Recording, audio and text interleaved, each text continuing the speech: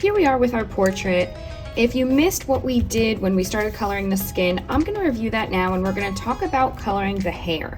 So what you really want to do is make sure that you have selected your colors.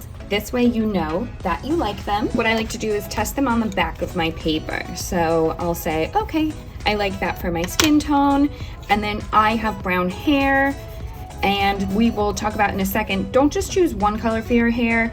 See if you could get two. So I have dark brown hair, so I'm gonna choose a brown and a dark brown.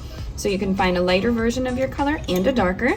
If not, that's okay, because we will also see that if you press really hard and if you press really light, you can get different tones. So you can do the same thing with your hair with just one color. So the goal is by the time that we are done, we're gonna have our face neatly colored. We're gonna talk about our shadows today, right along the side of the face and just along the side of the nose. As a bonus, you can put one underneath the chin on the neck. You don't have to, but again, I think it really does something special for your art. Then we're going to talk about coloring our hair, see how it pops with all these different tones. It's really not just one tone, I have many. And notice the different lines, right? I have lines showing the direction my hair is moving in. So people with short hair might have just this part of their hair, right? Whereas people with long hair might start to see the hair that goes down the side of their head. Lines play a huge role. If you looked at the worksheet that I posted, you're able to see the lines drawn out in there as well, so you can use that as a guide. So let's talk color here first and review our skin. I'm not gonna color the whole thing. I'm gonna show you just a little bit, because as you can see, this is what we're looking for, value, darks and lights. There are billions of skin tones in this world. We're just finding the one that matches us best. So the way you might want to do this is starting with a light pressure, coloring the whole face first. And then what I like to do is then go back and find those key places that we want to press a little harder, right? So after I've colored the whole face with a really light pressure, you could go back in and find these places. So one would be along the side of the face, and I'm not going too hard and I'm not going too far out, just a little bit. It's really all you need.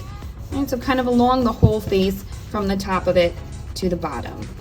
And then the rest of it can be colored lightly and neatly. You worked so hard to get your drawing the way it is. Let's work hard until the end with our coloring. Again, you could do a bonus.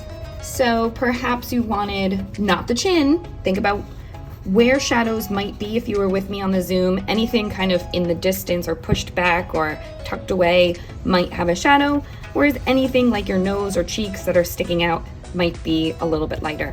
Check that out in the mirror. So again, sides of the nose. I didn't get to that part yet. I was drawing lightly. That's going to be our last part that you want a little shadow. You could do both sides if you want. You could do both sides if you want, right? That's up to you.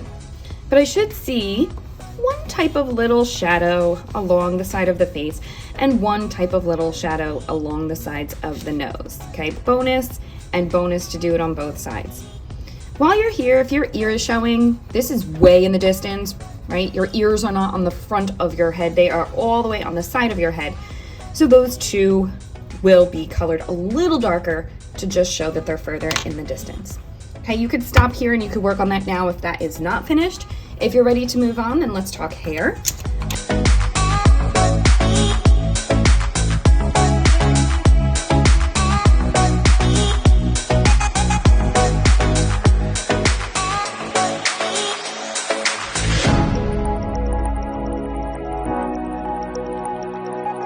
Again, I've pre-selected my colors. I know that they work for me. I have a brown, a dark brown, and then I actually recently put some pink in my hair.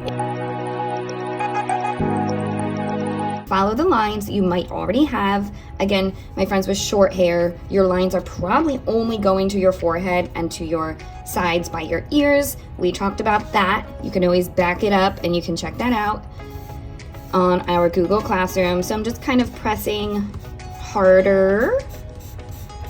Don't go too neat here. You don't want it to look like you have stripes in your head. Just kind of going up and down with a harder kind of pressure. And this is okay to have it kind of fluffy here. This is hair. Hair is soft, right? So you're probably gonna have some of those lines hanging off a little bit. I actually have pretty frizzy hair. It's kind of crazy, so it's okay that I go right off the edge as well.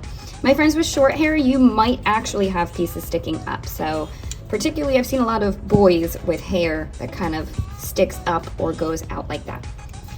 Right, so have fun with that. Now here in this part of my hair, it's very long because this is the ponytail. I also have very curly hair. So notice how I'm not using straight lines. I am using wavy lines. I'm still pressing pretty hard here.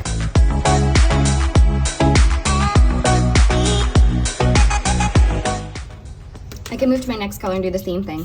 Just kind of pressing pretty hard, mixing it into there. Again, not too neat. I mean, you don't want to be a mess, but if it looks like this, that's not really going to look like hair, right? You want it to have that loose, kind of stray hair kind of piece going on. All right, so I have my basics. I'm gonna get a little bit of this pinky kind of tone in here. I just have it on my bottom pieces. And just very lightly fill in any of those white spots that might be left over. I do not have gray hair, so I'm gonna color them all in. I don't think you have gray hair either, so you wanna make sure any of these white spots are really filled in. And feel free as you are coloring to even continue to press a little harder.